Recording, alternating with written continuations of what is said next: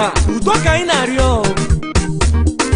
anyị achọghị ihe mkpọtụ ọbara n'elu anyị bụ ndị Biafra bụ ndị ji udo na-aga maka ịlụ ọma ka ejuna ji aga n'elu ọ ga-adịkwara anyị na mma ise ụmụ Biafra dekere Biafra natago Igbo onwe mmadụ Igbo onwe mmadụ anatago ụmụ Biafra Biafra natago Igbo onwe mmadụ anatago eji m egwu mekene tifu nna dị Kanu odogwu ga-adịrị mma onye eze na ọdụgoro gị mma ọkwa ndị solo gili n'ụwa akọrọ gị ogili lacha ọkwa osisi bolo tolo ọkwa anyị ma n'ọnọdụ ugo ọdụrụ na-egbe mma ọkwa ogogo onye arụ a na-achụ anya ọsọ otu ekwensị eliko nni ọ ga-ejikwe n'ogologo ngaji dike Kanu gị bụ na London dike Kanu gị bụ na Israel dike Kanu gị bụ na Russia dike Kanu gị bụ na India dike Kanu gị bụ na Biafra Nnamdi Kanu dike Kanu gị bụ na Biafra nzọgbu enyi mba enyi nzọgbu enyi mba enyi anyị ga-azọgbu ndị ilo enyi mba enyi nzọgbu enyi mba enyi ụmụ Igbo niile dekene Igbo onwe mmadụ anatago bụ onwe mmadụ ewo ọ dịworo anyị Igbo onwe mmadụ anatago onye wele nke siza nye n'osisa lee onye wele nke Chukwu nye n'Chukwu okike obiọma onye give God what belongs to him and give Caesar what belongs to him. As we seek for peace and humanity, it's not at all for vanity. There are once people is killing each other. I wonder why my blood died. Who could be a flag? I join. I'm forgetting the men. I'm forgetting the men. Oh,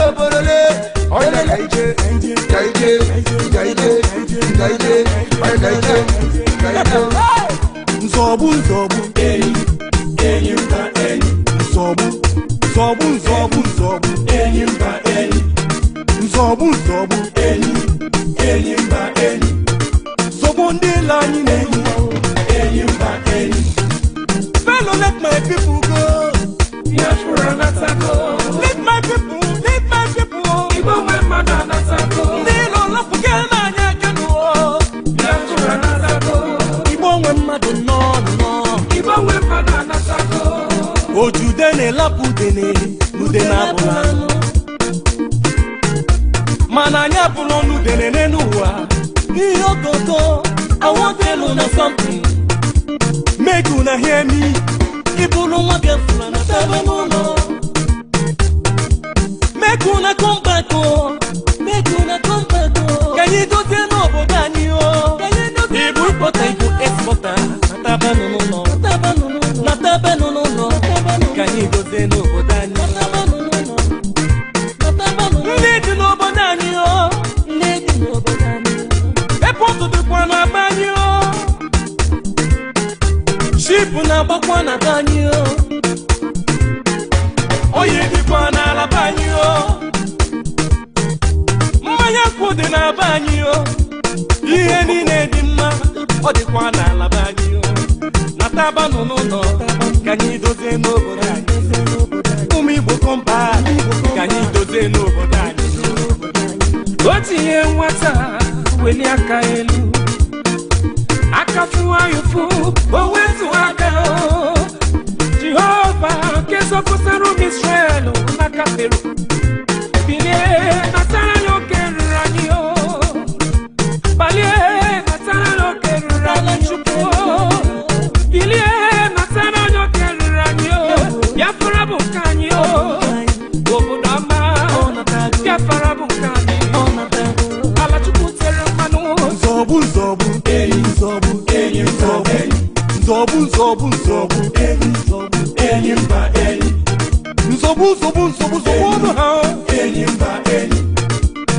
sobonu mbeno eyimba eyi nzobu nzobu eyi nzobu eyi nzobu nzobu nzobu nzobu eyi nzobu eyimba eyi IPOB nzobu eyi nzobu eyimba eyi nzobu nzobu eyi nzobu eyimba eyi asikwa mnikwe bikeo Biafra natako Biligiri bigwe ze nwanne mo Ibo wemana natako Odiye wate yela punu yaka o Biafra natako Akafu wago funige watiana Ibo wemana natako Lapu kena nye kaina bamo Biafra natako Anya natako na anya natako Ibo wemana natako Aiwene kene Onyi sayi Our able director Mazi Prince Nnamdi Kanu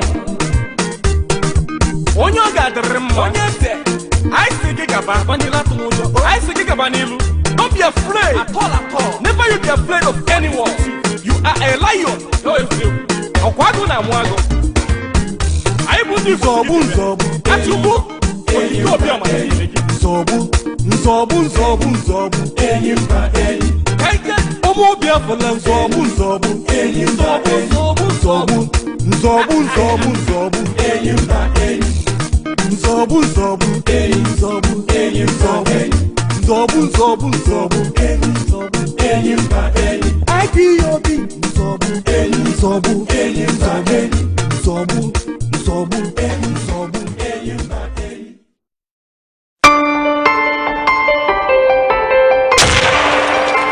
This is Biafra Television, exposing the lies.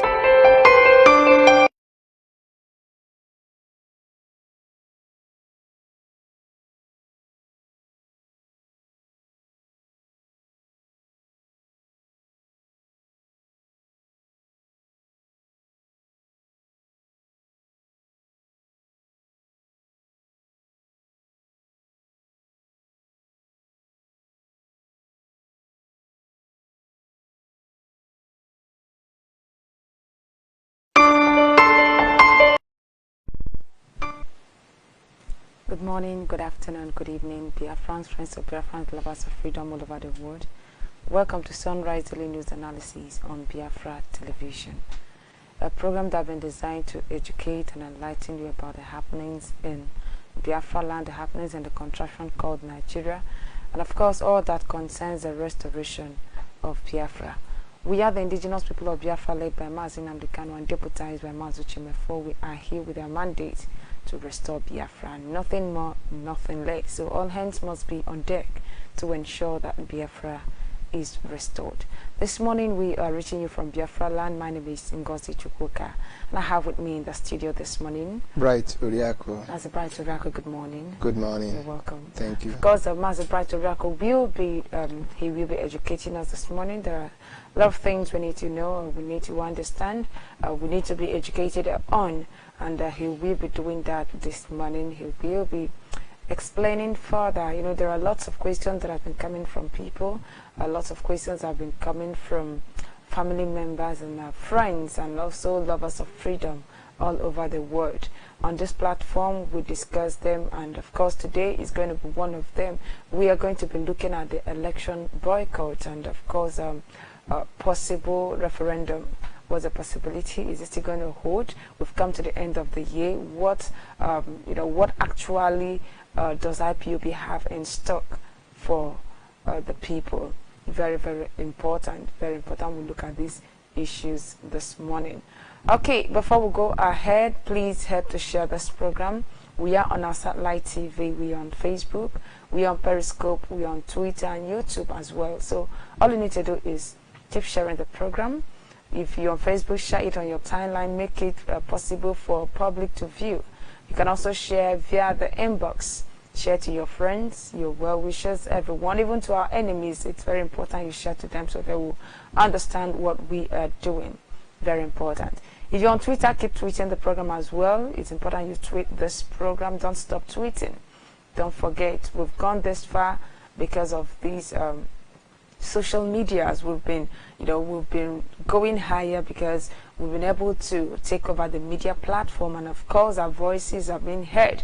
Don't forget that BTV is all over 100 and over 100 countries of this world, and also the presence of IPOB physically is in over 100 countries of this world, and of course we'll make it happen. We'll keep telling people, we'll keep telling the world who we are and what we are about to achieve. Don't forget that Biafra will restore the dignity of mankind and of course that of black race at large. Biafra has come to save Africa, and no two ways about it. All hands must be on deck. Once again, you're welcome to today's program, and 45 minutes after now our lines will be open for you to call in and make your own contribution. You can call us on WhatsApp, call us on Skype, call us on Facebook, also call our direct line. They are right there on the screen. You call and make your contribution. Tell us what your take is. How much are you prepared? Are you still okay with the plans? And how much are the people around you sensitized? How many of them have you sensitized? What are your what are your plans this holiday? A lot of us travel to villages, and we are there enjoying with our loved ones, people we've not seen for years. I think this is a very good opportunity for you to do some evangelism. Very, very important. Okay, so this morning, like I said, Mazirako, we're looking at the IPOB have been talking about election boycott. We talked about a referendum. The leadership told us saying, I think by this time last year, that we are going to have a referendum by the middle of 2018, and of course this is the end of 2018, and a lot of people have been asking questions. Why? What happened? Does it mean these people are not keeping to their words? What actually do you think? Why do you think this referendum had not taken place up until now? Of course, we the indigenous people of Biafra, has been led by Mazen Namdekano, keep to our words. And of course, anything you see IPOB saying is because there is plan for it. IPOB actually plans primarily to conduct a referendum. That is our goal, that is our objective, because Biafra must be restored, and we have sworn to restore Biafra. There is no going back to it. And for us to succeed and of course resolve the issues peacefully that has to do with Nigeria, the question of Nigeria, the only way to answer it is to have a referendum. Remember, I keep telling you that it is not the referendum that makes us Biafra. We are already Biafra. Biafra is a nation that has been in existence, that had everything as a nation, and of course existed 3 solid years, 1967 to 1970. So the question whether we are Biafra or is not the question. We are already Biafra. And of course, when you talk about the question of referendum, it bothers because Nigeria, of course, the evil contraction have lied to the world. And of course, we talk about them coming to commit genocide against the indigenous people of Biafra from 1967 and 1970. And of course, it ended in them coming out to tell the world that there was no victim, no vanquish. And at the end of the day, talking about reconciliation, rehabilitation, and of course, reconstruction. And these are the 3 things that they came into agreement. And before we, of course, our people laid down arms. But we, up until now, stopped defending ourselves, but they have been killing us. The killings have continued since 1967 to up until now. It has not stopped. The same way they were killing us. The only difference is that we surrendered and we laid down our arms. And of course, our leader, our former leader, Dimo Ojukwu, said, well, it is not a game of intelligence. And that is why you see the indigenous people of Biafra has been led by Mazen Namdekano. We have become the most peaceful freedom fighting movement anywhere in the world today. And we are fighting with one instrument, the instrumentality of truth. And sometimes so many people get things wrong because they get wrong interpretations, and that is why we are here to explain why. Because we want peace, and of course we are fighting for peace, and we don't want to make the same mistakes that have been made several times again. Remember that while our leader was being held in Kuje prison, there was a man that held him in Kuje prison, and that is why you see today we are talking about unmasking the man in Asorok. Because sometimes people want to run into conclusion when they have not identified a problem. The primary issue is we needed to actually identify what are the problems. Because the same man that you saw in 2015 that was sitting in Abuja, and of course as the former president of Nigeria, is no longer the man there. And you cannot be talking about referendum when you have got a complex issues, because they declared war against us. As soon as we talked about referendum, they declared war against us. And of course, they were simply going to increase the massacre, the genocide they have started since 1967. So they declared war against us. And we, the indigenous people of Biafra, knowing that we were without arms, we are without ammunition, the leadership of the indigenous people of Biafra are sensitive enough to understand the people, to understand also the mind of the people. And we are taking it step by step. And of course, there are better ways of killing a rat. There are better ways of destroying this evil contraption, because it's all about the evil. It's all about the lies they peddle against us. And that is why you see the leadership. Of course, we are ready.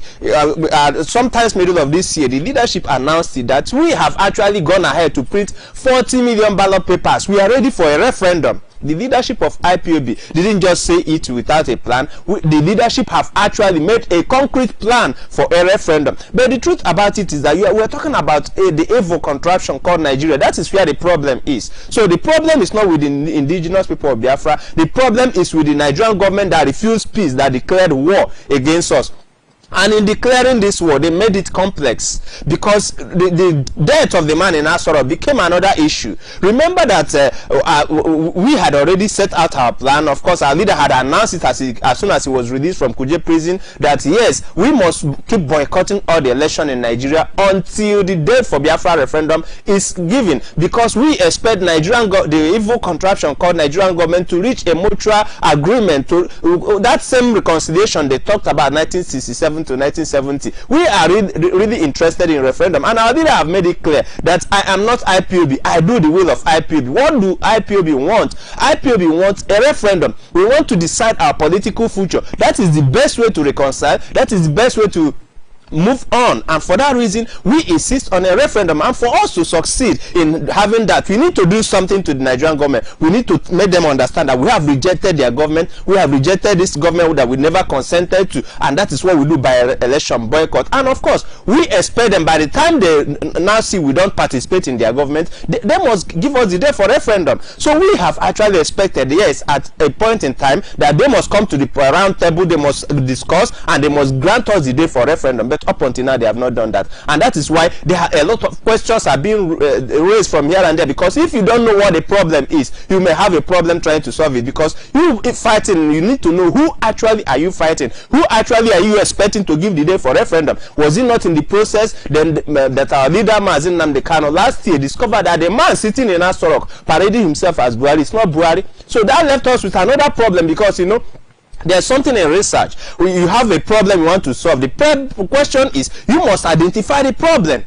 And of course, if you don't do well in identifying the problem, you have another problem. You have what they call the type 2 error, because type 2 errors are more complex than the real error. So the real issue is, who is the man in Asorok? And that is why you see that it's as if our leader said, wait, we need to calm down, we need to put things on the table, we need to take things step by step. Let us concentrate and actually unmask this man in Asorok, because they are trying to make issues complex. They are trying to confuse the international communities again, and that is what they are succeeded in doing by sending that thing in Asorok to go and meet President Trump. Of course, you see him going and engaging in international relationships. He's engaging in negotiations on behalf of the evil contraption, on behalf of 200 million people, including our own those that call themselves political elites, support and continue collaborating this evil. So that is why you see that the referendum is as important as any. But our leader have identified that there is a better way to collapse this evil, to stop this nonsense. The best way is identify what the real problem is, that there is an impostor in Asorok. So that is even a more complex problem. That is why you see that the leader of the indigenous people of Biafra have concentrated in unmasking the man in Asorok, because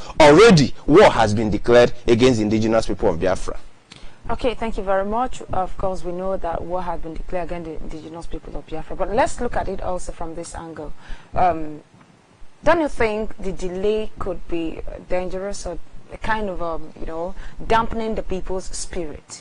Well, when you talk about the people's spirit, it's very, very important that our people understand what the leader of the indigenous people of Biafra, Mazi Nnamdi Kanu, is doing.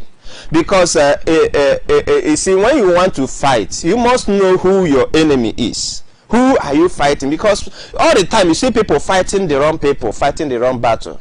Normally, you see, if not that we have a leader who is so sensitive, who is so patient, who is so careful in managing the affairs of the indigenous people of Biafra, there would have been a lot of problem.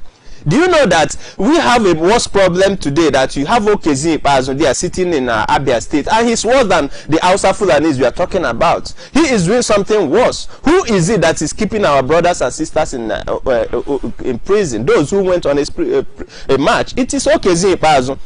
So when we are looking at these issues, they appear to be a bit complex because Nigeria have created a complex problem, and that is why we take it step by step. So the people's spirit, you know, when we are talking about the people's spirit, when there is problem, it will affect everybody, and of course it takes a good leader to know the right thing to do, and of course explain to the people. It is our responsibility to make the people understand, to appreciate what Mazi Nnamdi Kanu is doing. Mazi Nnamdi Kanu is saving more lives in what he's doing than what anybody ever think. He is saving humanity from the evil, because what you see is the worst evil that human beings have ever explained. Look at what happened in the Middle Belt. Look at in the name of Hausa Fulani Islamization agenda, and in the name of Muhammad Buhari, they were killing people thinking that it is Buhari that is there. That is why all the cries, people were crying to Asoro, thinking that anything was going to be done, whereas nothing was being done, because you are crying to the wrong person.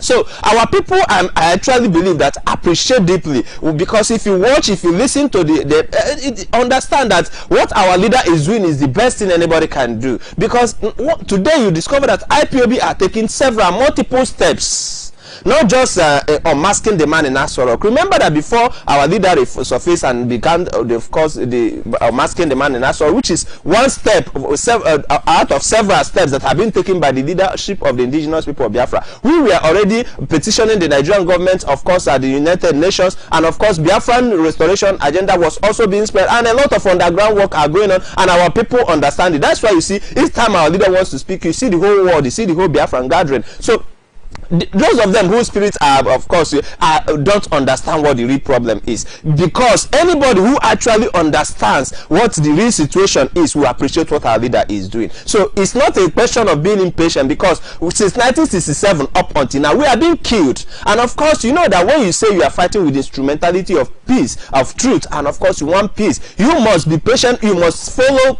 and of course play the game of intelligence. And of course it's more important to win it at the level of intelligence than looking for weapons, because you ask yourself, who actually are you going to fight? Are you going to fight the man in Asoro thinking he's Buhari? Because you have another man in the person of Okezie Ikpeazu, Willie Obiano, who is worse than the former Buhari. These men are already doing things in the name of Buhari, because you see them, when they kill, they will refer you to Abuja, they will tell you Buhari said, whereas Buhari they are talking about doesn't exist. You have an impostor who is there, and you have a cabal, and you see some of our people are already members of this same cabal. So when you want to actually fight, if you want to declare an action, who actually are you going to declare the action? Now our leader have also simplified it. He brought it down and said, see, you are looking for Buhari. Buhari is dead. The man there today, the problem you have is actually your brother there, Okezie Ikpeazu, who is arresting our people and keeping them in detention. So our leader is not stopping anybody. He has actually made it clear, giving you an assignment.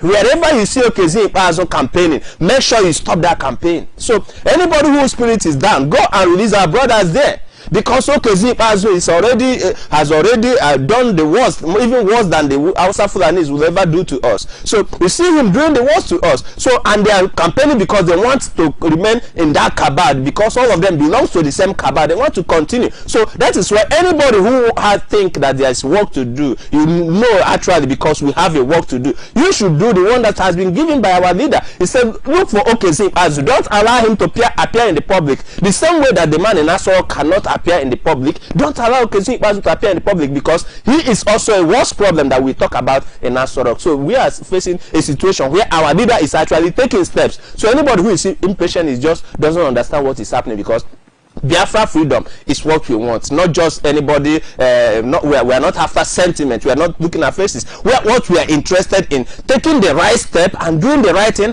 and making sure that our people are safe, and of course Biafra is free at the end. That is what we want. Biafra restoration are the best peaceful, of course, steps, and that is what we see us taking.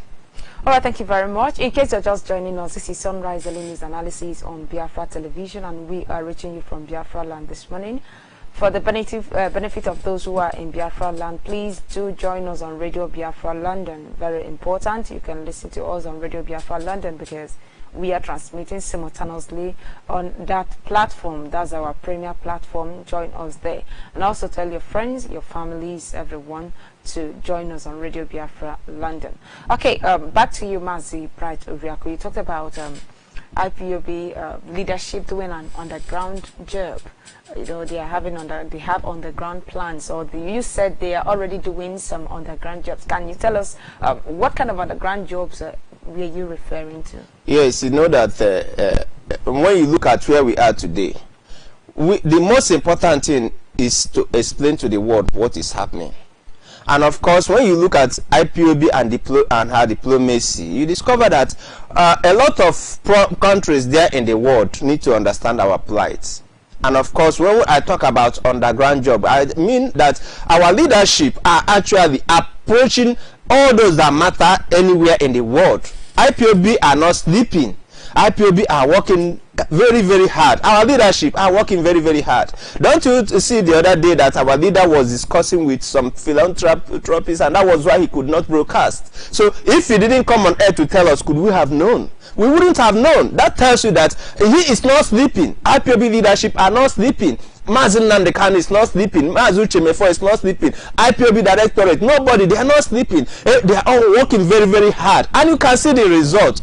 Because if you watch what is happening, if you see how fast Nigeria is collapsing, if you see how well the world has taken cognizance of what is happening in the evil contraption, and of course the recognition we are gaining, it didn't just happen by accident. There are a lot of underground works that makes it possible. There are people, individuals that must be approached and of course explained about the plight of the indigenous people of Biafra. Our leader is already there in Israel, and of course it's only when you hear him on the radio and he will tell us only what he can of course the little time he has, of course, to broadcast, that is the little you can hear. But there are so many, because from Monday to Friday our leader is working. He's not sleeping in Israel. The leadership of IPOB are not sleeping, and of course on a few occasions you see some pictorial clips, you see some video clips surfacing there telling you the right direction that the leadership of the indigenous people of Biafra is going. We are engaging the international community. It's no longer a thing that of course it's no longer hidden. The world know that we are serious about it, and we want everybody, we want the whole world to understand our plight. We want to attract those that matter in the world, because actually there are those that matter in the world. So it's not about being so fast, it's not just about being emotional and going to fight and raising arms. No, there are serious issues. There are people that must understand. There are people that you must carry along, and for you to engage in the kind of condition where we are, you need some strong world powers. That is clear. And today, sorry, do you think these world powers are really living up to their expectation? You know, for how long are we going to continue waiting for world powers? You see, the truth about it is that when you look at our leader today, he's in Israel. Okay. In the past few years, we cried that Israel is there and they are not doing enough. But you can see our leader today broadcasting from Israel. Did it happen by accident? It's because of most of the work you see our leader have done.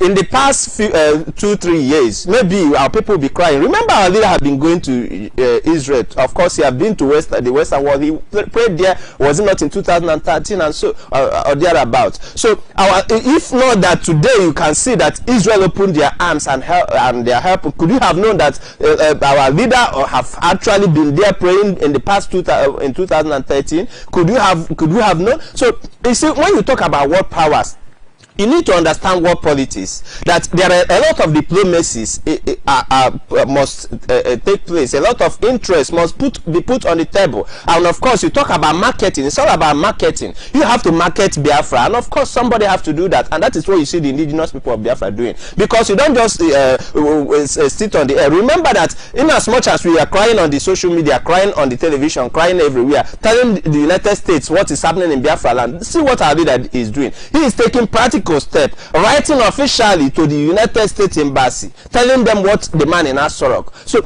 you see, official steps are taken, not just that, yes, when we cry out, we expect the international community to understand the killings, but sometimes you need to take the bulls by their horns. You need to approach them officially. You need to do the marketing, and that is what you see the leadership of the indigenous people of Biafra doing. So engaging all the countries in the world, and of course, you know that today, based on the issue of the evil contraption, how it is collapsing, the evil going on there, even those of them who have been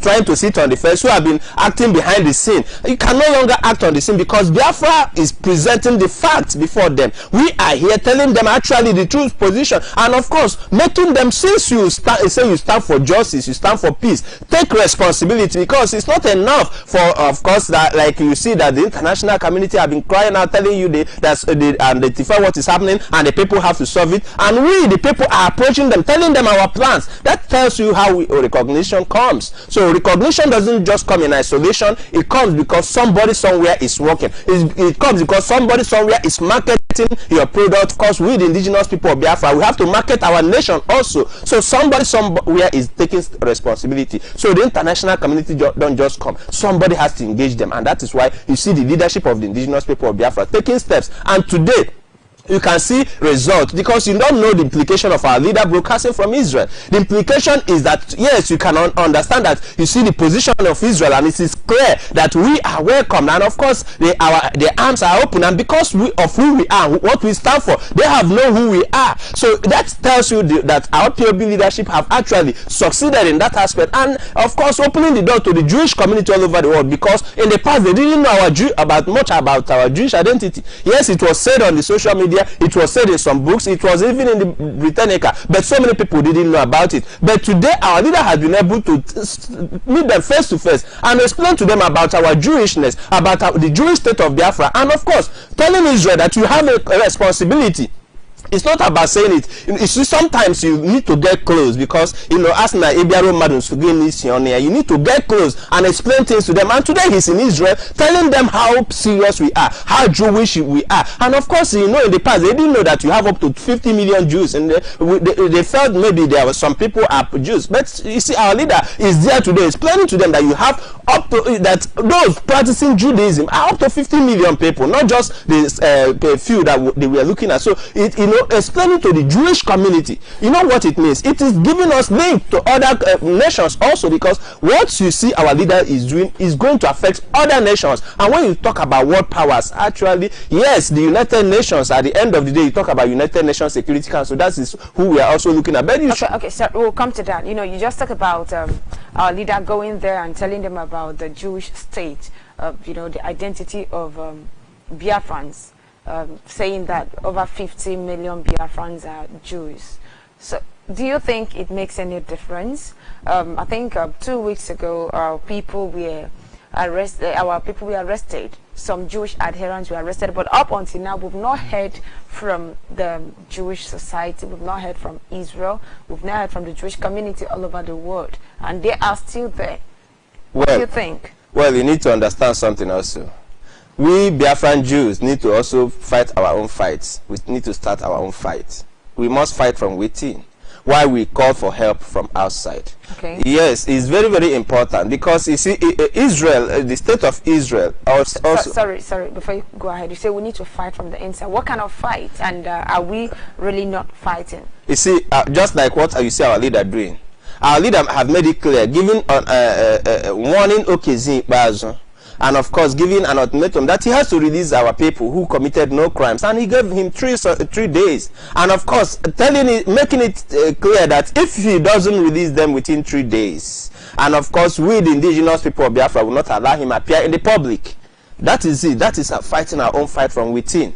That is the right thing to do. Because you don't sit here and just all we do is call on Israel, call on the United Nations. No, it doesn't work that way. We need to do something as human beings to prove that we are human beings. But we've been doing that, and a lot of people have been dying through that means, you know, fighting people with arms, people with their armor tanks. You see them everywhere with their armor tanks and their AK-47, all their ammunition is different. And of course, our people will go there to you know, ask for our freedom.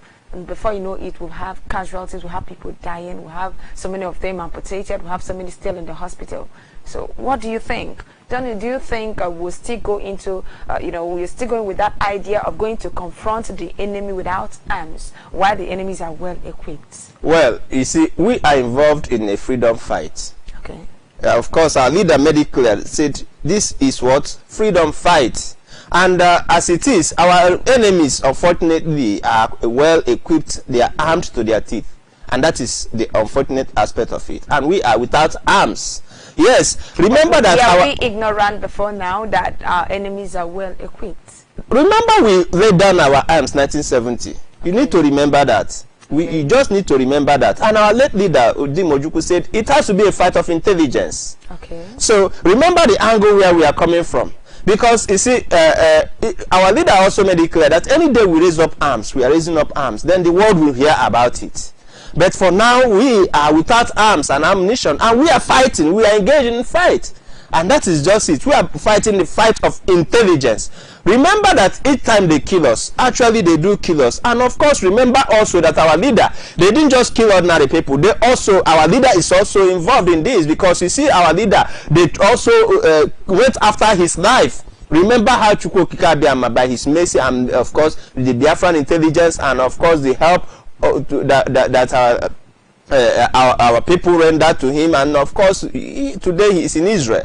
So you need to understand that he also suffered the same thing that we are talking about. So we have been dying, and the death didn't stop. Even when we were not fighting, they were killing us. You must acknowledge that. Even when we were not fighting, even when there was no official declaration of the indigenous people of Biafra like we have today, that we have a name and the international community do recognize what we are doing. Even before that time, they were still killing us. So what? Yeah, you're right, but I think I wish you have to go in deeper. They were killing us where and how? You see, let me tell you something. After 1970, when the starvation, you remember, it continued. Okay. Remember that the first thing they did was to industrialize Biafra land, because Biafra land was highly industrialized. Okay. All the industries in Biafra land were systematically destroyed in the name of politics, and they made sure that everything was shifted to Lagos and Kaduna and Kano. And of course, that gave room to the economic blockade we are talking about. Today, up until now, you can only import your goods coming from Lagos. That is the economic blockade we are talking about, part of it. And of course, they systematically marginalized us, made sure that we never enjoy anything. That is the economic blockade, the system they continued. Okay. Then physically, they continue killing us also. Okay, before you talk about the emergence of Mazen and the Kano, of course, recently when you talk about since 2012, you hear about the indigenous people of Biafra. Remember also that during the military era, remember what happened to us. They were also using the military. And of course, then as soon as you talk about democracy, you talk about Obasanjo coming up. Remember that our people, remember that about communities being wiped out in the yes, Udi. And of course, you remember that our people also were actually wiped out. Communities were displaced, and nobody actually took note of them, because there was nobody to speak for them, because there was no Radio Biafra to say it. And of course, remember about the death of Kensaro and 8 others and all that. So remember about the killings that have. Okay, after that, you talk about of course the time of resurgence of Biafra, the name Biafra, and of course 1999, we knew that there was a time when you talk about Mossab.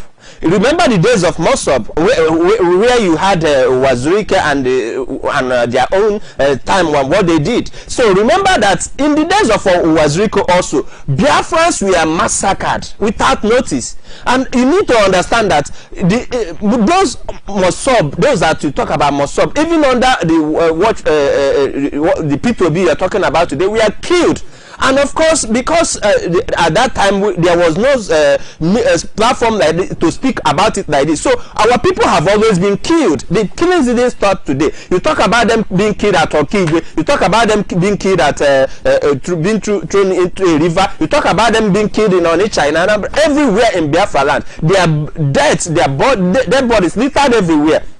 So they continued killing the indigenous people of Biafra. Biafrans has always been killed, and at the end of the day, you saw that at the end of Mosob, how, of course, before today now we see that Mosob is now like one of the political parties you have, because you see them now campaigning for 2019 because of what? The kind of killings, because of the kind of torture they suffered, and of course you see most of their leaders speaking from both of the side of the mouth today. Yes, but today you now see that the leadership of the indigenous people of Biafra is actually taking cognizance of all that has happened to us, and of course it's careful, because even when we were not protesting in the streets, they killed us.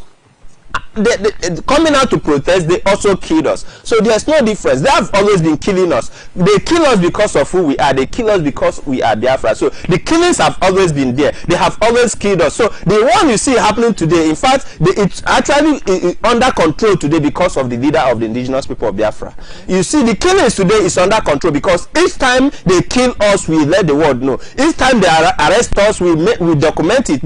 All those ones were without. Today we have Amnesty International with huge records of some of the killings, because it's just some of the killings that took place that they captured. So you see Amnesty International with records where what happened before now. What about those that died before the emergence of IPOB? So today you can actually see that IPOB is actually working as a government, is actually here, of course, to save the people, and that is why you cannot touch a Biafra today and go scot-free like it used to be. All those Mosob that died, where nobody took cognizance of them, because of course I don't know what their leadership, we cannot start talking about them because it's a complex issue to talk about. Today you see them campaigning. They are the one campaigning for 2019 now. So we are talking about former freedom fighters, and of course it's unfortunate. It's just unfortunate to when you remember how so many of them died and they are forgotten so soon. So you talk about our brothers in the coastal region. You need to also understand how they forgot so soon. So many of our people there have died and nobody took cognizance, nobody took account of how they died. So the indigenous people of Biafra today are going every step to make sure that no Biafra is arrested anyhow, no Biafra is killed anyhow. And of course the leader of the indigenous people of Biafra made it clear that nobody has any right to kill any indigenous people of Biafra. You don't do it and go scot-free. You cannot arrest a Biafra today and of course think that it's game of as usual. You cannot sit there and say you are the governor and everybody must be oppressed and suppressed. No, the time for oppressing Biafras, the time for suppressing Biafra is gone. We are here today because at the point where we are, we just want to get everything done, everything on the table, every country that is necessary, everything that is necessary. Then you see us, of course, on a flight to a world of no limits. So Biafra is already here with us. All right, thank you very much. In case you're just joining us, this is Sunrise Daily News Analysis on Biafra Television, and we are reaching you from Biafra Land this morning. We are transmitting simultaneously on Radio Biafra London. It's very important you call your friends. Don't forget that information is the key. If you're not informed, definitely you will be deformed. So it's good you join us and get the information. And of course, don't forget, while you are home for your holiday, ensure you sensitize the people, ensure you sensitize the community, tell them about the importance of the election boycott, which we are going to be talking about still in this program this morning. We're going to be looking at the importance of the election boycott. Okay, back to you, Mazi Bright Uriako. We talked about our people, the leadership of IPOB doing the things, the necessary things. I know that much has been done already. Just like you said, a lot has been achieved already. What other necessary things do you think are still keeping us?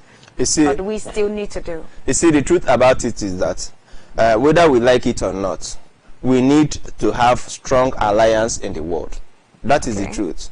Because we cannot exist in isolation. You see, we are talking about the international community today. Biafra is not just one local community somewhere. Biafra is one of the countries that, when you talk about Biafra all over to the world today, look at our impact on the world. Look at what. So Biafra is not a kind of country that you just create anyhow, you have anyhow, or you flag off anyhow. Biafra is a kind of country that has actually attracted international community. And of course, you know that today you talk about international politics, you talk about the world politics today. You see, you need to also look at what is happening in other countries. You need to look at what is happening in the world. And IPOB seeking to take a rightful position in the world. That is where we are, because we need to know who our friends, we need to identify them, we need to actually let them know how friendly we are and how, of course, our importance in the world, because we are responsible members of the international community, and as it stands, we need to actually make the world understand our role. That is what you see our leader doing. Our leader is there explaining to the world our role in the League of Nations, and of course our role in preserving humanity, what we have been doing and what we are still going to do. So what you see when we talk about restoration of Biafra, it goes a long way in explaining our position in the world, because restoration of Biafra is already a country that existed between 1967 and 1970. Our leader is simply, of course, when you talk about our leader, the leadership of IPOB, and of course IPOB all over the world. See, all over the world, we market ourselves, we tell our stories, we want the world to know actually that we are responsible members of the international community, responsible citizens, and of course we are part of the global system, we are part of the global community, and we must contribute to the global system, and that's why we must take our rightful seat. So when we are talking about what is to be done, what is left to be done, yes, we must bring important nations on board. That is very important. We need the United Nations, we need the United Nations Security Council, in spite of the international politics, in spite of course, international conspiracy politics, and of course all that. We still want to have good relationship with other countries in the world, because we cannot exist in isolation. And that is why you see our leadership working very, very hard. And today we are in Israel. That gives room to a lot of other opportunities. You see us moving to, and of course talking about other countries in the world, and that with the help of Israel, and of course with the leadership working very, very hard. I'm sure that in the nearest future, most countries that of course we'll be talking about Biafra. Biafra is the next country, that the country that is being celebrated. And of course in 2019 there are a lot of other countries that will be unveiled. Today we can talk about Israel because our leader is here, but you don't know there are so many other countries that our leader will unveil to us, because Biafra has already been recognized. Even here in Africa, we talk about the African Union. That singular recognition, writing to Nigerian government, rejecting the proscription, rejecting the terrorist tag on Biafra. Of course, it's a very clear indication but sorry, in spite their their efforts in rejecting the proscription tag and the terrorist tag, our people are still being molested. The Nigerian government has not heed to their request or their demand. They still kill our people, they still arrest our people, and of course, just like we have in the past few days, 52 Jewish adherents who are still in detention over there in Omaha. Nothing has been done about it. Yes, in spite so that the letter written to Nigerian government, does it really make any difference? Well, you see, it's very important that letter told the world the position of the African leaders. That is very, very important. Now we know that about the impunity in Nigeria. We know about the killings, and President Trump have described it as horrible. And of course, if there's any word beyond horrible, that's what should be used, because people are actually dying. Even countries that are fighting civil war, human beings are not being slaughtered. Innocent civilians. We are not just talking about military killing military. We are talking about innocent civilians being slaughtered, and in their thousands, on daily basis, and people are dying. So see, yes, that the fact that African Union have actually written expressing their position and the killing didn't stop. That is why you see, because the man in Asorok is not Buhari. They are killing in the name of Buhari. Buhari would have been. Are you trying to say if Buhari were still to be alive, the killings would have stopped? Do you know that what our leader is doing now? Had it been Buhari was alive, he would have actually engaged Buhari. Of course, he would have insisted, and the international cabinet. You see, sorry, you mean leader Mazen Namdekan would have engaged Buhari? He would have actually. The fight wouldn't have been on unmasking Buhari, unmasking the man in Asorok. You remember all the time that he's been taken to unmask the man in Asorok. Of course, that is surface. He would have actually concentrated on Buhari himself, who is the genocidist, and of course, he would have insisted that the records be produced, and of course, the word laid bare. And the question now is, when you are fighting, remember what I said the other time. Sometimes you need to identify the problem, identify the real enemy. So identifying who the problem is. So now coming to fight, and people think you are fighting Buhari, whereas it doesn't concern the man in Asorok. It's not Buhari. You fighting a different person, fighting a Sudanese, and you are bringing out the record of Buhari, thinking so. That made the. But then the thing, sorry. He impersonating Buhari should as well carry all the problems of Buhari, all the evil that the late Buhari has incurred. He should stand for Buhari, because he brought out himself to be called Buhari. See, so does it make any difference? There are two different problems. Okay. There are two different problems. Because you see, at the long run, the issue of Jubilee would have surfaced. Okay. In the process, so there wouldn't have been any need going through that long lane, because it would be stupid for you to travel through a long lane, and this is a long lane and you are traveling through it. Our leader identified that the man in Asorok, since 2017 is when he identified it, that this man in Asorok is not Buhari, and of course it would have been wrong for him to travel the long lane, telling the world that this man is Buhari when he knows that it's not Buhari. So the right thing is to unmask the man in Asorok, and that is what you see him doing. So had it been that, it was not that. He actually came down because he actually from day one have confronted this man, the genocidist, and he told them right there in Kuje prison, even while he was still in his prison, in Buhari's prison, he told them that you are the one that committed treason. You are the one that committed genocide. He told him to his face, and our leader would have continued to do that. So you see, it was clear that with the direction our leader was going. But you see, today the man in Asorok is not Buhari. So that is why the right thing has to be done. Identify who is in Asorok. Let's know who we are dealing with. Now Buhari is dead. Who are you going to arrest? Are you and the rest of them and the cabal? So that is why you see our leader is taking time to unmask the man in Asorok.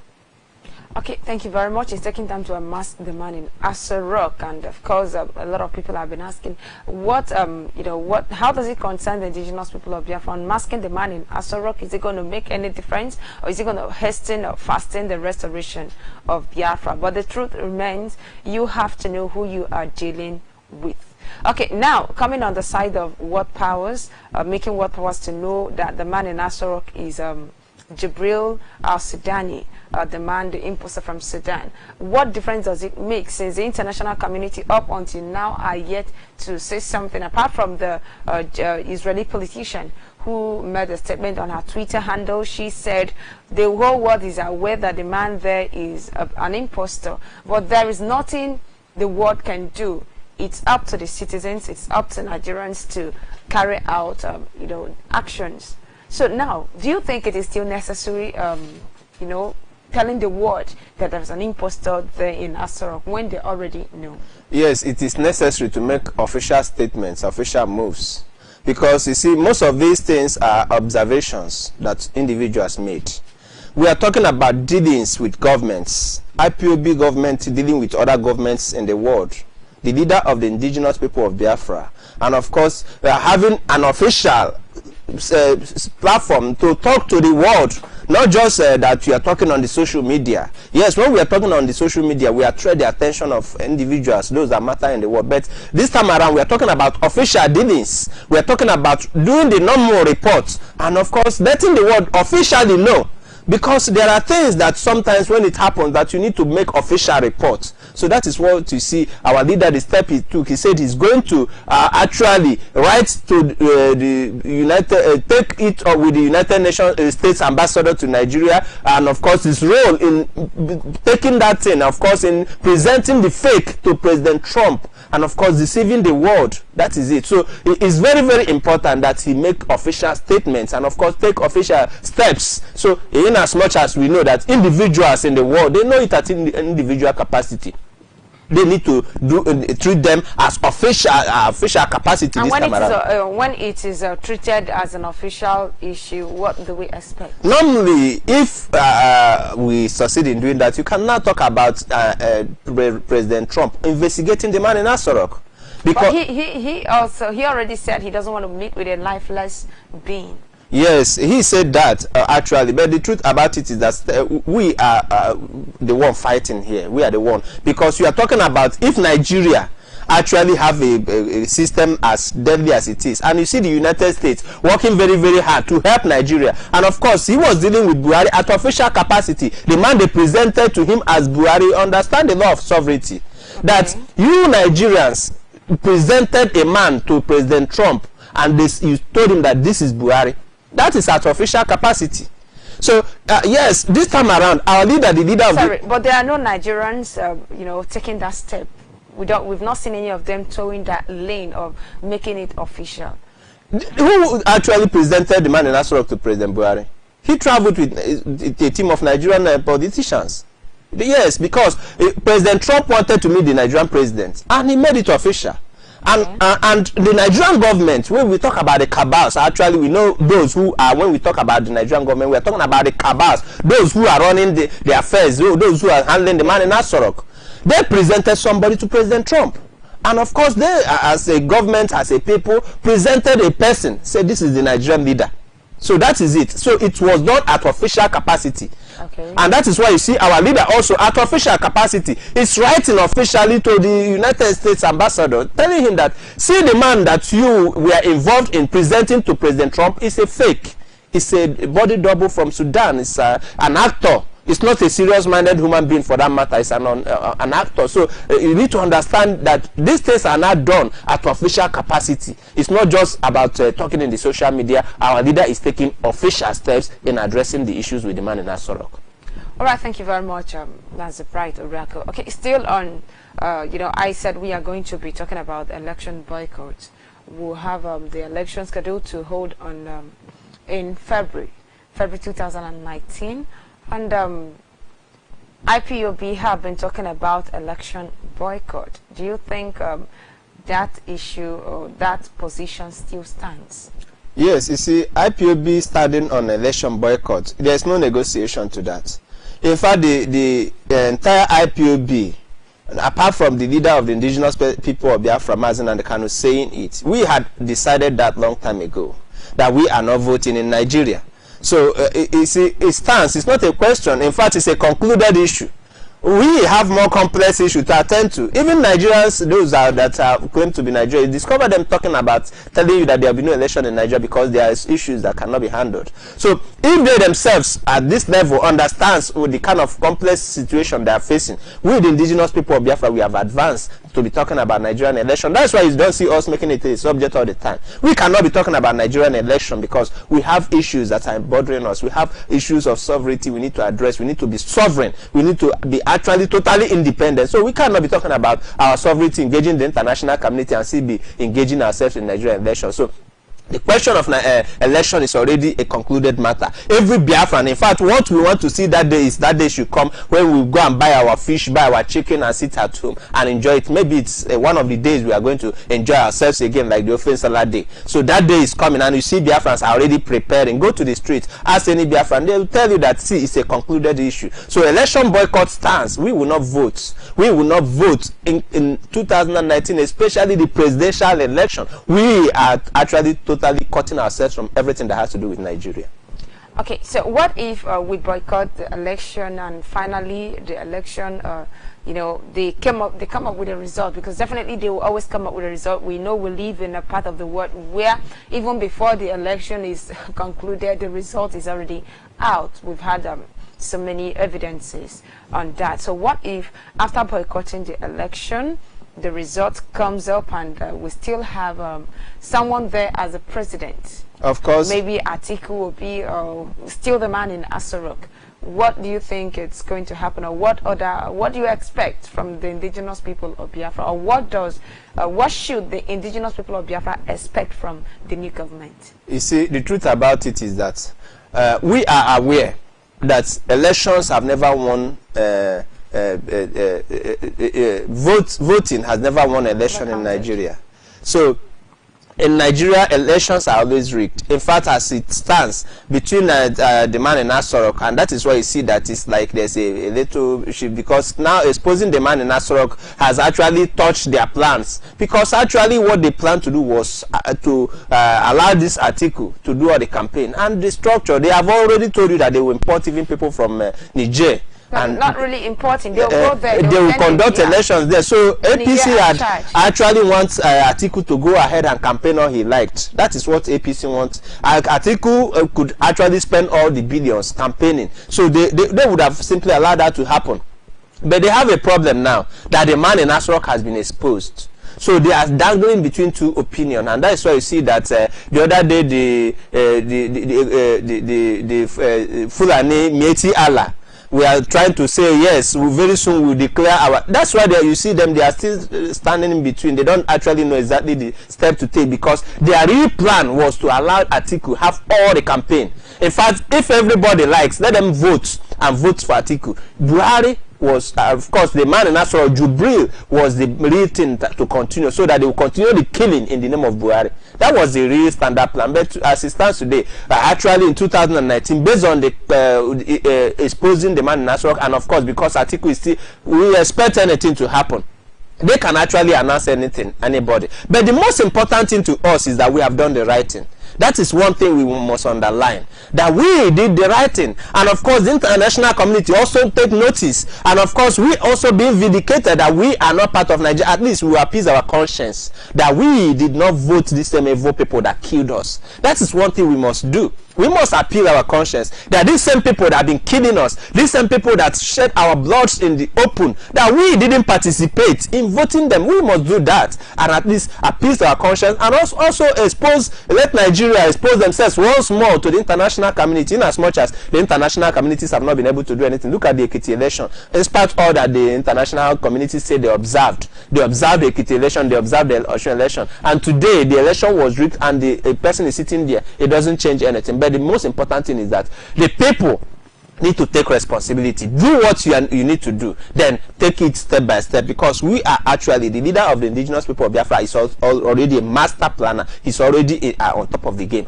All we need to do is follow it systematically, follow it step by step, because Biafra restoration is not negotiable.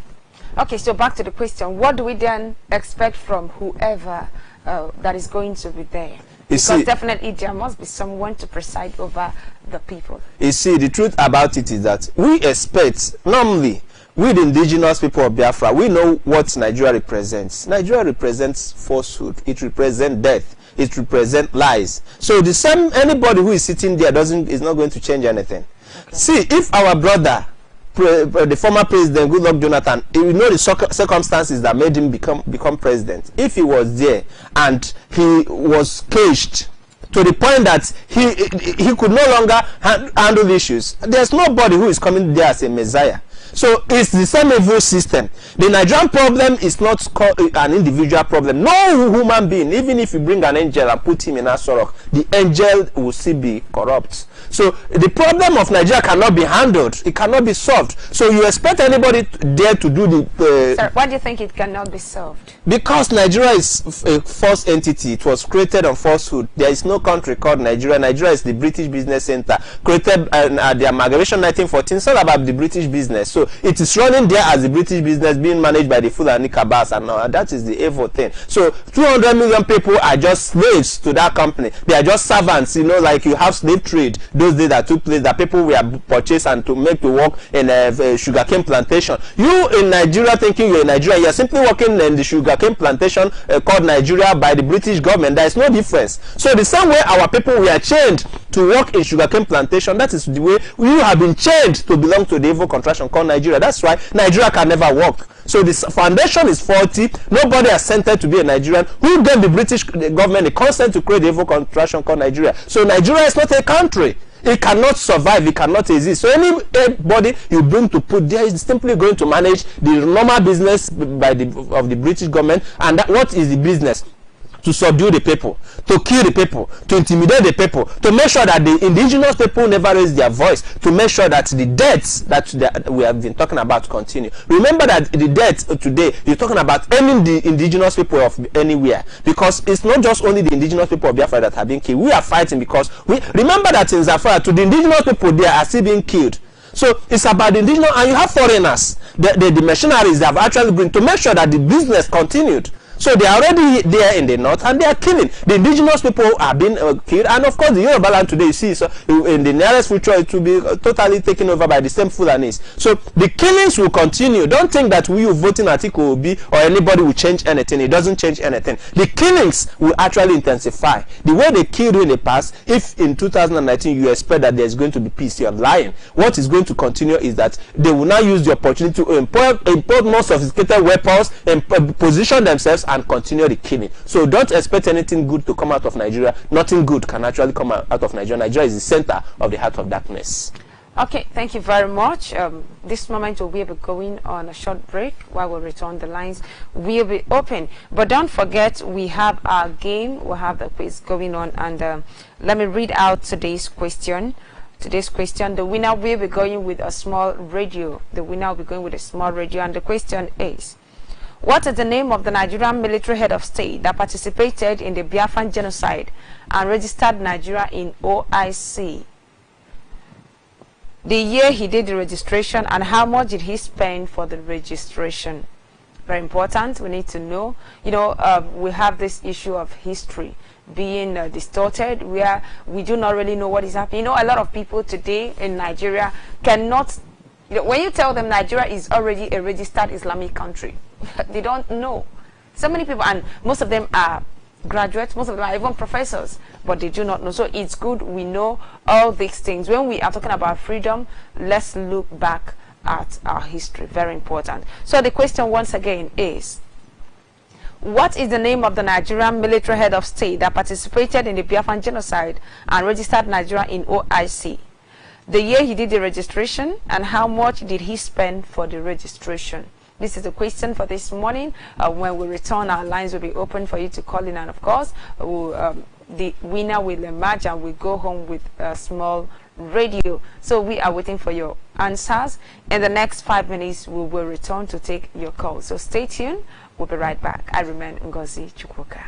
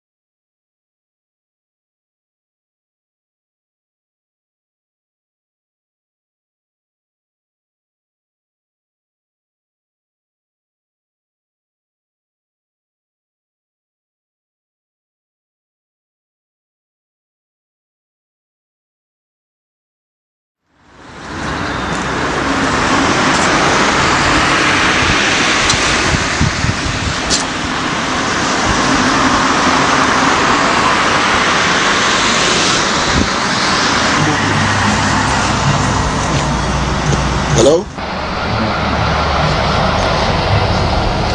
Yeah. But man, I'm going home. I'm done. I can't take it anymore. I'm going home. I'm tired of all this bullshit. I'm going home.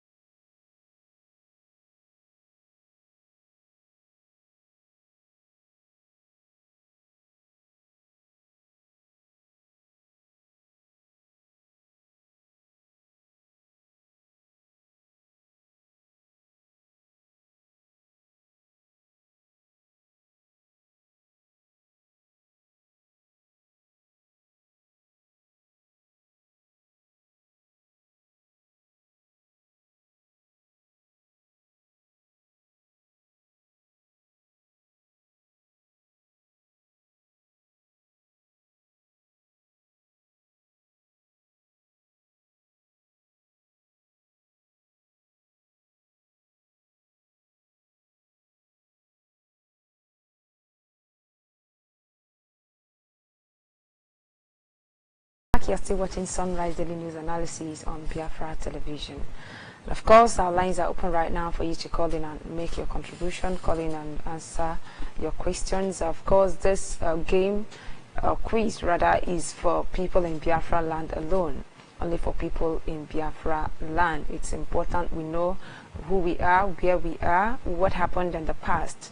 Very, very important. Okay, so you will be calling us. Our WhatsApp line is +234 905 660 8583. Our WhatsApp line once again is +234 905 660 8583. Our direct line is +234 70203 53706. Our direct line, I repeat it, +234 70203 53706. Call in and make your contribution. Call on the phone. Hello. I am from Idimabam in Abam County Council. May we know your name, please? Once again. Yes. The answer to the question is General. Your name before the answer to the question. But, yes. Your name. What's your name? Yes. My name is Chimezie William. I am calling from Iguacha province, Rumukrushi precisely. I am from Idimabam in Abam County Council, Umuahia province. So the answer to the question is General Ibrahim Badamasi Babangida. He registered Nigeria as a member of OIC in 1986 with the sum of $21 billion. 21 billion or million? Come again? Yes, sir? Did you say 21 billion Hello? or 21 million? Yes, sir? Did you say 21 billion or million? Is it million 21, or billion? 21. 21 what? $21 million. Okay, $1 million. Yes. Yeah, Chimezie William from Rumukushi. Thank you very much. You are doing well. Thank you very Shalom. much. Thank you very much. Shalom. Thank you. Okay, so he said it was General Ibrahim Badamasi Babangida in 1987, $21 million. Okay, so our lines are open. Call in and make your own contribution. Let's know what your take is. Very important. We have a caller on the phone. Hello. Hello. Yeah, call on the phone. What's the name? Where are you calling from? Hello, good morning. My name is Ibe. I'm calling from Enugu. Okay. Hello. Can you hear me? Good morning. Can you repeat your name again, please? The answer to the question is sorry, may I know your name once again? Sorry, I didn't. My name is Ibe Chinedu, calling from Enugu. Ibe Chinedu, okay. The answer to the question is General Ibrahim Babangida. Then registered Nigeria on the OIC in 1999. Then the amount 1989. Yeah, the amount he used was $21 million. $21 million. That's the amount he used, yeah. Okay, thank you very much. Is that all? So that's the answer. Yeah, that's all. Okay, thank you very much. Thank you very much. Thank you. Thank you. Thank you. Okay, we after waiting, let's know who the winner will be today. So call in and make your contribution. It's important. Let's hear from you. Let's hear from you. Who really registered Nigeria? I see. Hello, call on the phone.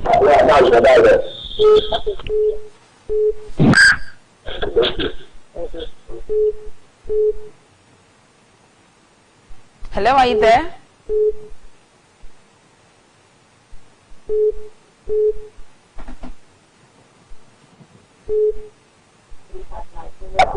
Hello, call on the phone. Okay, let me repeat the question. Hello. What is the name of the Nigerian ex-military head of state that participated in Biafran genocide and registered Nigeria in OIC? What year did he register and how much did he spend for the registration? Yes, hello. Hello. Yeah, good morning. What's the name? Hello. From? Hello, good morning. Good morning to you. Go ahead, we can hear you. Okay, we'll have another caller there. Hello, call on the phone.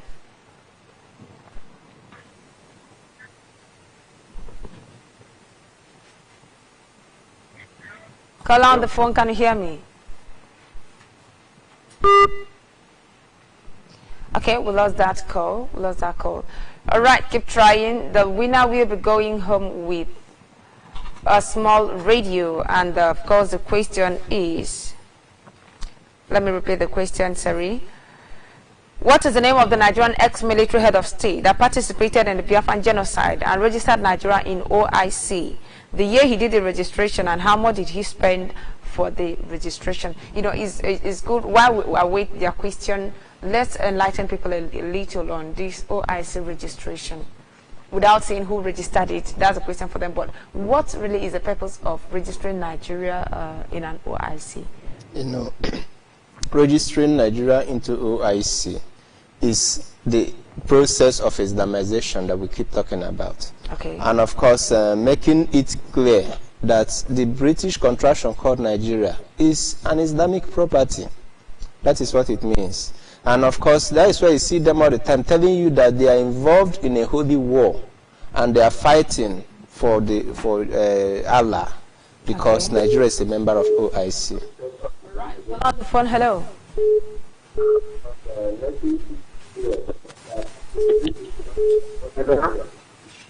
Okay, I think you did not turn down the volume of your listening device, so we'll take another call. Hello.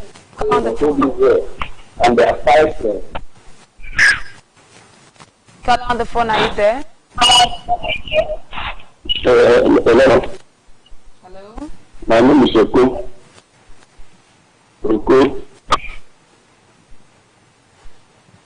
Your name is what? My name is Oko.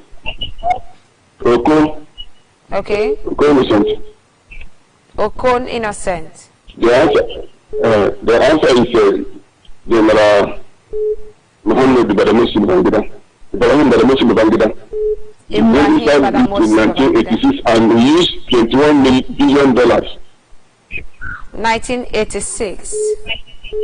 $21 billion. $21 million. $21 billion. Okay, thank you very much.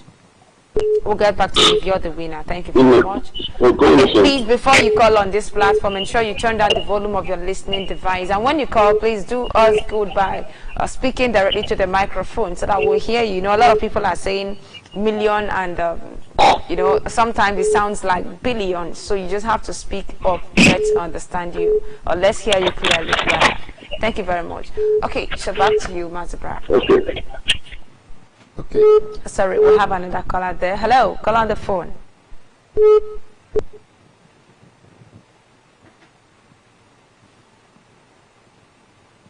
Call on the phone, can you hear me?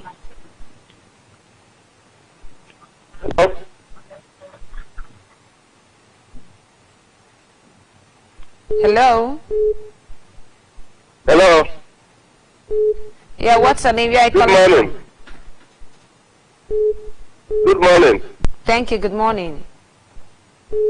Good morning, my people. My name is Okuchi Mwanaka. Okuchi what? I'm calling. Yes, yes. Sorry, your name again. I'm calling. My name is Okuchi Mwanaka. Mwanaka, okay. Mwanaka. Yes, Okuchi Mwanaka. Okay. Let's have The answer to your. Hello. Go ahead, we can hear you.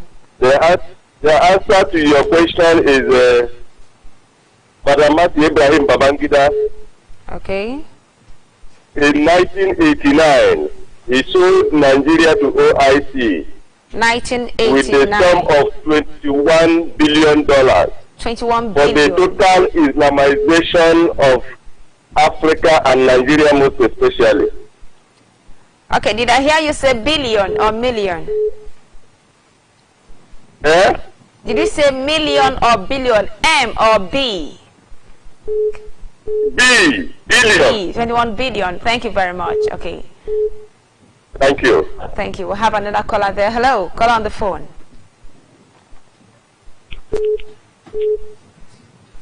Call on WhatsApp. Hello. This is JJ from Iguata. You are who? This is JJ from Iguata. Sorry, can you please speak into the microphone? Let's hear your name very well, please. This is JJ. Okay, from JJ. Iguata. Okay. Yes. Answer to your question is General Babangida, January 1986. $21 million. Billion dollars. $21 billion. 1986, $21 billion. Okay. January 1986.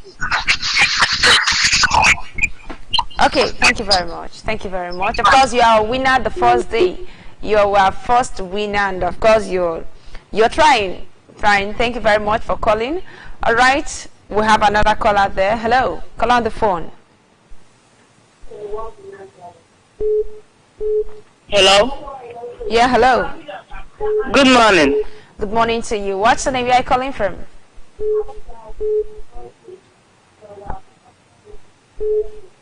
Can you hear me? Hello. Good morning. My name is Simon Chimnefe Triumph. Your name is what? I'm on Chimnefe Triumph. Triumph. I can only hear Triumph. Okay, go ahead. The answer to your question is General Ibrahim Babangida in the year 1988, and it 1988. is $21 million. 21 million. Yes. All right, thank you. Okay. Thank you. Thank you very much. $21 million. Okay, thank you very much. We have 21 a million. caller on the phone. Hello, call on the phone. Hello, good morning. Thank you very much. Good morning. What's the name you are calling from? Hello, good morning. Good morning. I can hear you. What's the name you are calling from? Yes, my name is Ezekwem Uchechi. I'm calling from Enugu, but I'm from Okigwe province. Let me try answer if I can get it correct today. The answer to your question is the man that sold the soul to OIEC is General Babangida, Badamusi Babangida, Okay. 1989, an amount of $21 billion US. And the man that committed Biafran genocide is General Yakubu Gowon. Okay, General Yakubu Gowon. Thank you very much. Okay, thank you very much for that answer. We are still waiting for your answers. We are still waiting. Calling to make your contribution. let's know who was the Nigerian ex-head of state, ex-military head of state, who was among those that committed genocide against Biafrans, and of course he was still the same person who registered Nigeria in the OIC, Organization of Islamic Countries. Call on the phone. Hello. No, please. It's Chimese. I said 1986. But when I listened to you on radio, you were saying I said 87. Okay, no, 1986. I said 1986. Okay, thank you very much. Let me correct you. Chimese, thank you. 1986. Now you said 21 million, right? Okay, thank you very much. Thank you very much. Okay, so we are talking about the Islamization agenda, registration of Nigeria into the OIC, the Organization of Islamic Countries. And another question is this: since the registration, it's years, and of course nobody is speaking up. Even the pastors, even the politicians, are they not aware that Nigeria is an OIC country, or a member of OIC rather? You see, they are aware. Remember that even the former president, President Goodluck Jonathan, was the first Christian to attend their meeting. Remember, he did. Now, you need to understand something. Suddenly, after that registration, you now have Muslims becoming pastors. Don't you see they are working, doing a lot of underground work? You see, these people are careful. Okay. Because they are doing a job clear by the Fulani cabal, and they're taking it systematically. Today you have the likes of Suleiman, who we know is a core Muslim, and is running a church, and is releasing prophecies like the one he released, and now telling you that Nnamdi Kanu. You now know why Mazen Nnamdi Kanu, they see him as an enemy. Call on the phone. Hello. Hello. Yeah, good morning. What's the name? Where are you calling from? Hello. Hello. Hello, madam. Good morning. Thank you. Go ahead. We can hear you. What is your name and where are you calling from? Hello, my name is Innocent. I'm calling from Enugu. Innocent, calling from Enugu. Okay. I'm Innocent. I'm calling from Enugu. Okay. I want to thank you people for the good work you have been doing for us. Thank you. May Chukwu Kitabiyama continue to bless you and your family. Bless you people. Thank you so much. One thing I know that Biafra must surely come. You see? Nigeria is an Islamic state. I don't know this, our pastor, our reverend fathers and bishops. I don't know if they are not reading enough to understand that Nigeria is an Islamic state. Always praying for God to help Nigeria, to have peace in Nigeria. God give us leader. Anytime they pray this prayer, at the end, they come out with negative results because they don't know that God can never answer that prayer. We are not a Nigerian, we can never be a Nigerian. So any pastor or bishop, any priest that is hearing the sound of my voice this morning, please support us, support Biafra. Biafra is the hope of Christians. Without Biafra, Christianity is gone. Without Biafra, Christianity in Nigeria is nothing. We might think that we are worshiping God, but we don't know what we are doing. We are languishing in ignorance. Please support Biafra. Preach Biafra in the church. Educate church members about Biafra. And let them understand something, because Nigeria is an Islamic state. All of us know that Nigeria is an Islamic state, but all of them feel less concerned. Just pray, just do your offer. Please support Biafra.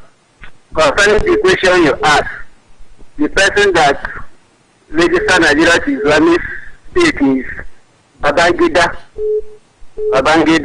and he $21 billion. It's $1 billion in the year 1991. 1991. Hey, are you me? Yes, I can hear you. Hello? I can hear you. I've taken down your answer. Babangida registered Nigeria to OIC, and he takes $21 billion in the year 1991. I thank you people for the good work you have been doing for us. Thank you very much. Thank you very much. Of course, General Babangida, $21 billion, and in 1991, that is coming from Innocent Wankwo.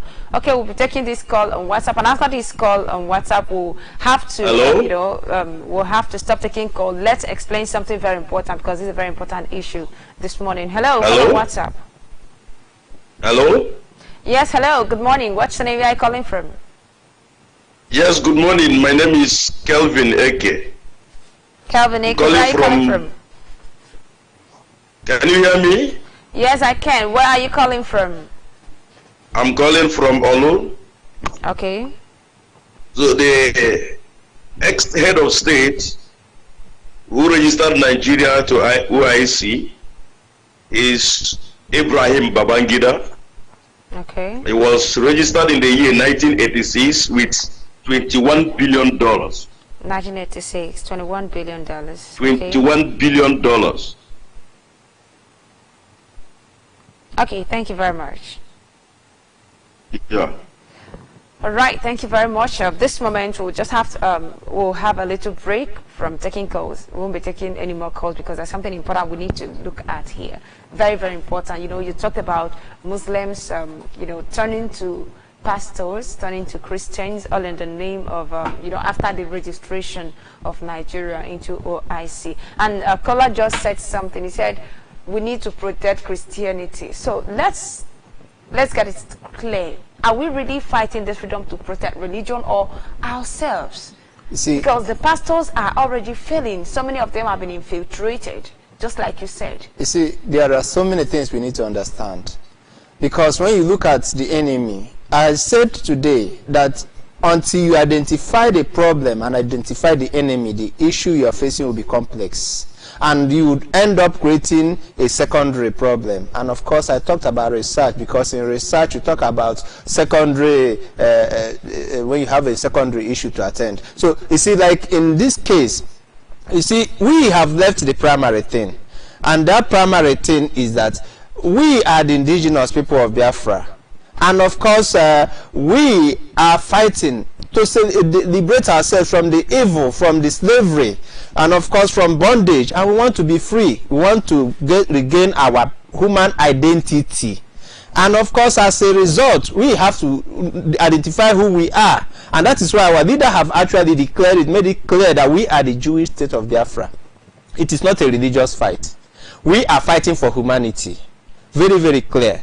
We are fighting for humanity in the sense that, yes, our leader made it clear. He said it in his open broadcast that even if we will restore Biafra, what we want to protect is human being.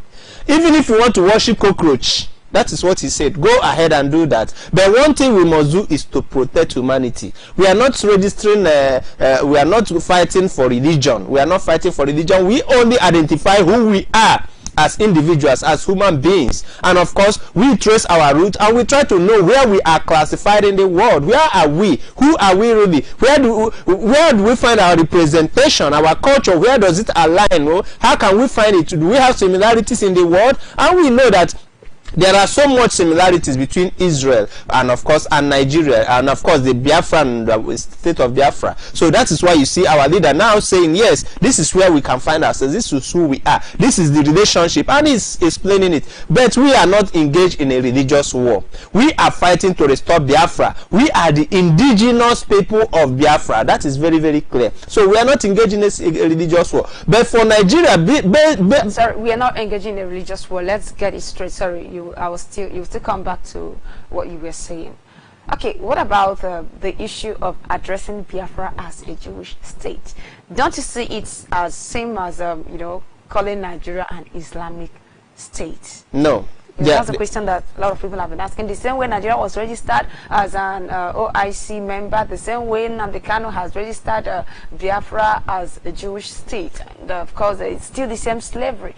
We've heard a lot of people saying that. So can you really digest? Can you really explain these? There is a difference. There's a difference. Because when you talk about the Islam today, we know the origin of Islam. and we know the source of Islam. And we know about Christianity also, originating from Rome, and of course talking about the God of Abraham, Isaac, and Jacob, and Jesus Christ and all that. So we know all the roots. But we are talking about who we are as individuals. Okay. So we are talking about our roots, our person, we are actually the indigenous people of Biafra. That is the first step. We identify that. And of course, talking about our alignment in the world, talking about who we are, you look at our identity, you look at our culture, our cultural heritage, you look at our way of life. When you talk about Judaism, I know sometimes it's just about language. It's our way of life that we look at. There is similarities between Israel and Biafra. You look at it there, you cannot differentiate. It is clearly in the Bible, clearly stated that all that you see that was written between Genesis, Exodus, Leviticus, and they were simply writing our history. So you need to trace it to that root. Get down there and disprove that those things that were written are not our culture. That is the question. So what would have made it possible? Because of our roots, because of our identity. So when you look at it, we are not just trying to identify with a religion. No, that is not what we are doing. We are simply saying who we are. If there is anybody who is Israel, if there's anybody who is Jew, then we are the one, because what has been written there is our history. It's about us. We are the people. So it is very clear that when you talk about the Jewish state of Biafra, our leader have actually studied. Our leader is a learned man. He has actually studied the world. He has actually studied religion in the world, and he also understands about cultural heritage. He has seen everything, and it's not just about religion. It's about who we are. We are the people that have been described in this Genesis, Exodus, Leviticus, and Deuteronomy. You look at it; it is our ancient tradition.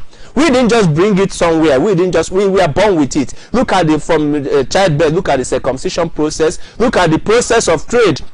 Do you know that there is no other country that practice what Biafrans practice today? Get to Alaba International, it is on record that look at the slave master relationship that was described in the laws in Leviticus. It was, all of them are there clearly stated. Who is it that naturally practice those that were written in the Bible? Go there and there. It is our way of life. It's our culture. So we are not bringing a new religion. Mazen and the Khan is explaining what we are already, is in our root, our foundation, that these evil people want to displace.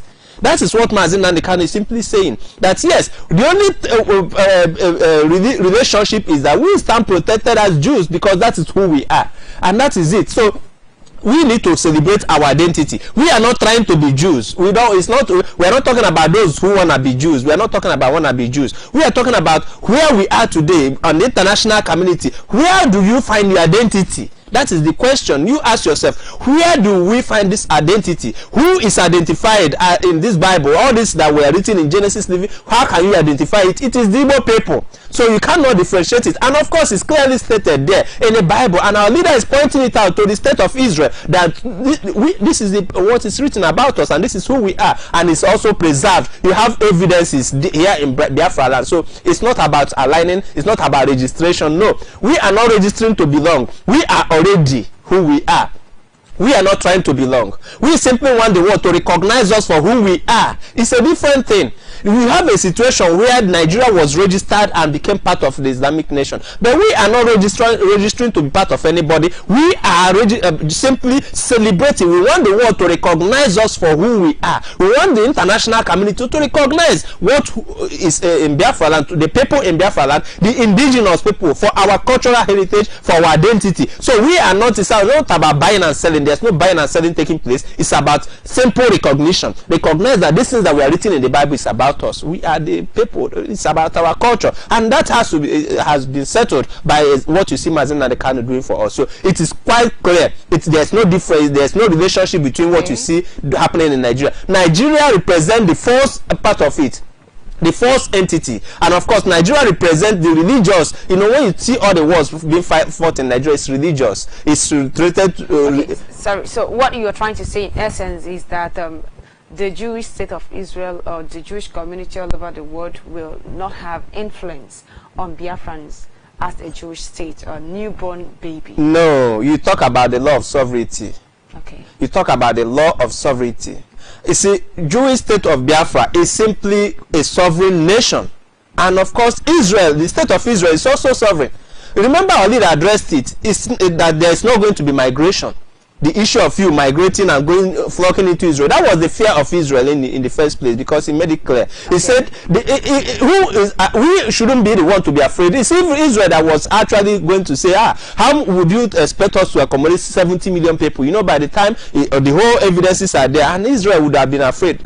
Look at the small landmass, and you are bringing 17 million people, because that is the fear. That is where the barricade has always been, because it's not that Israel is not aware of it, but the problem is, how do they manage 70 million people? So there's not going to be any form of migration. In fact, what is going to happen is that we Biafrans, wherever we are, will come home, because we, the Biafran Jews, we know ourselves. We simply return to our homes, and that is it. That's why wherever you see us, the Igbo, the indigenous people of Biafra, we are clearly identified. So the law of sovereignty already protected us. So it's not that there's not going to be any form of influence. No, you have the law of sovereignty protecting us, because as the Jewish state of Biafra, there can only be a brother and brother relationship between Biafra and Israel. That is the kind of relationship that exists, not a kind of a colonization. No, there's nothing like colonization involved in it, because a brother cannot colonize his brother. You can only have a brother and brother relationship. That is the highest you can have. There's no form of colonization.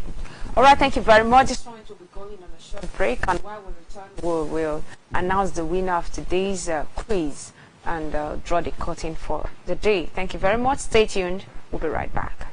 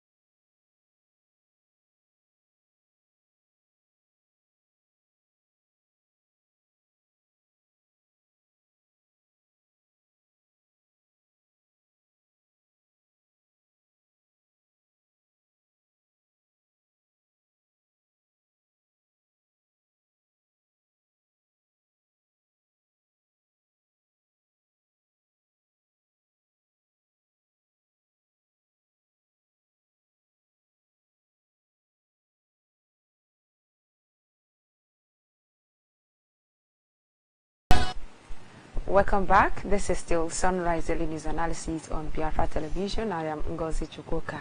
And I have Mazabright Toriako with me this morning in the studio. We are here to restore Biafra, the land of the rising sun. And we'll be able to drawing the curtain here for today. But before we go, I would like to announce the name of today's winner. The name of today's winner is Okuchi Monaka. Okuchi Monaka is the winner for today, and his answers are correct. The person who registered Nigeria in the OIC is General Ibrahim Badamasi Babangida in the year 1989 with a sum of $21 billion.